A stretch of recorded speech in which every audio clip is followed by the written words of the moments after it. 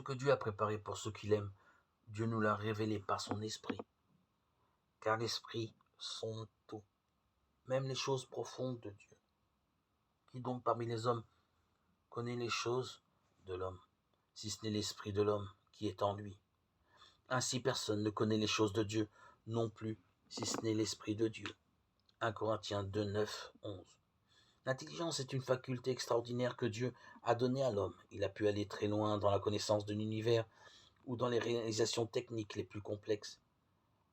Par l'intelligence, en contemplant la nature, nous pouvons reconnaître l'existence de Dieu et discerner ce qu'il y a d'invisible en lui, c'est-à-dire à la fois sa puissance éternelle et sa divinité. Romains 1, 20. Toutefois, l'homme reste créature, un être limité, incapable de comprendre ce qu'est Dieu dans son infini. Il n'a pas la capacité de saisir la vraie nature de Dieu. Amour, lumière, sainteté. Combien moins peut-il le faire quand il choisit de vivre sans Dieu, indépendamment de ce qu'il est et de sa volonté. Dieu s'est alors révélé lui-même en parlant aux hommes, d'une façon compréhensible. Dans leur langage humain, il a fait progressivement.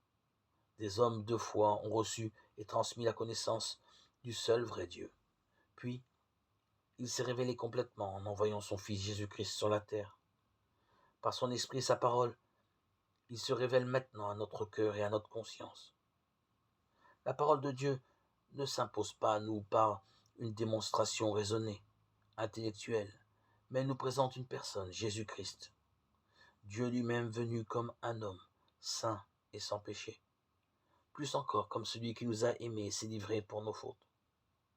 C'est un sauveur vivant qui seul peut nous mettre en relation avec Dieu, qui nous a révélés comme un Père.